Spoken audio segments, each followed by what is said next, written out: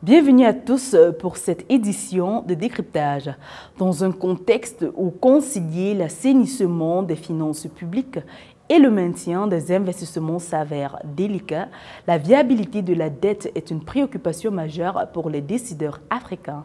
Le Togo, souvent présenté comme un modèle de rigueur budgétaire au sein de l'UEMOA, met en avant une gestion plus active de sa dette intérieure.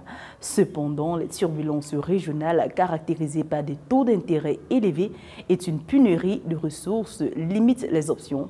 Georges Barkola, ministre togolais de l'économie et des finances, s'apprête à partager des perspectives sur les priorités, les choix cruciaux et les voies d'une intégration sous-régionale face à l'endettement.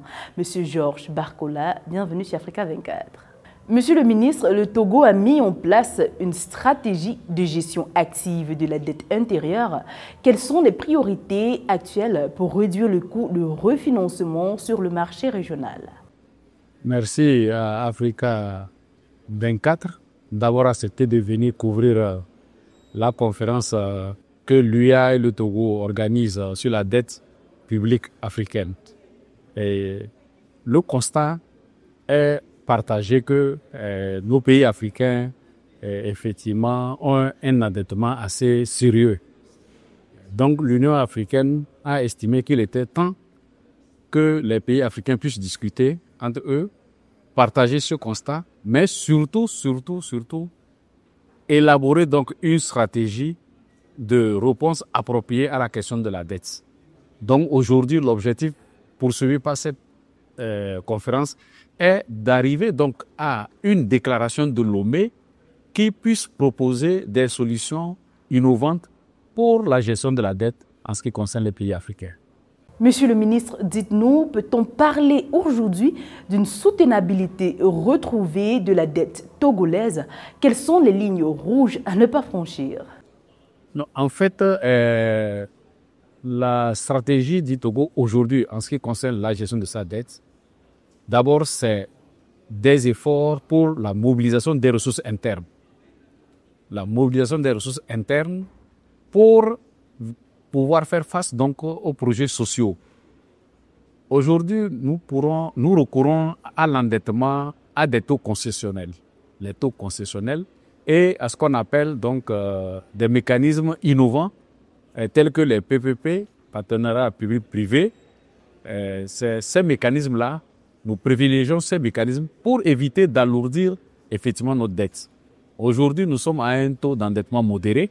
Le Togo a un taux d'endettement modéré, ce qui nous permet effectivement de consacrer une part seulement, une petite part donc de nos ressources budgétaires au service de la dette et réserver donc l'essentiel donc de la mobilisation de nos ressources pour les projets en faveur de population.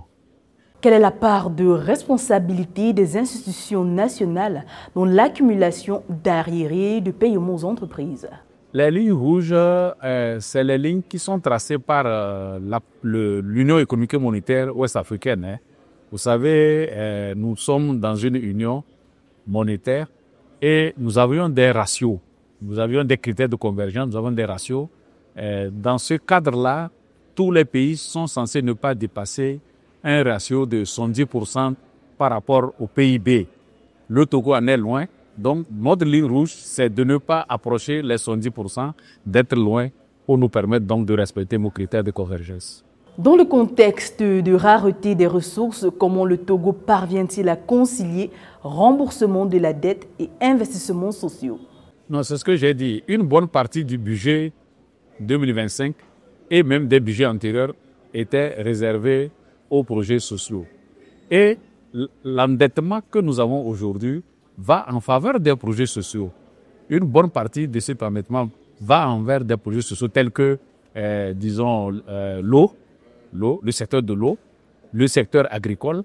Donc, voilà les secteurs que nous privilégions essentiellement lorsque nous recourons à la dette ou dans le cadre des finances, du financement donc, des projets dans le cadre du budget national.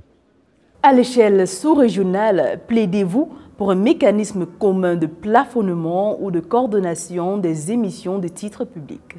Non, c'est au-delà même c'est l'objectif de cette conférence, au-delà même de la région nous voulons que l'Union africaine porte la question de la dette.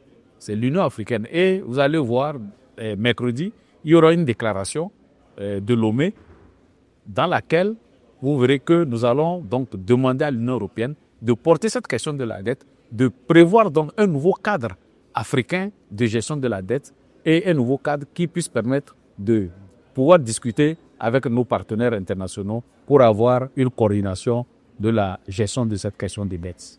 Monsieur Georges Bakola, merci d'avoir répondu aux questions d'Africa 24. Mesdames, Messieurs, merci d'avoir suivi cette édition de décryptage. Retrouvez dans un instant une nouvelle édition d'information sur Africa 24.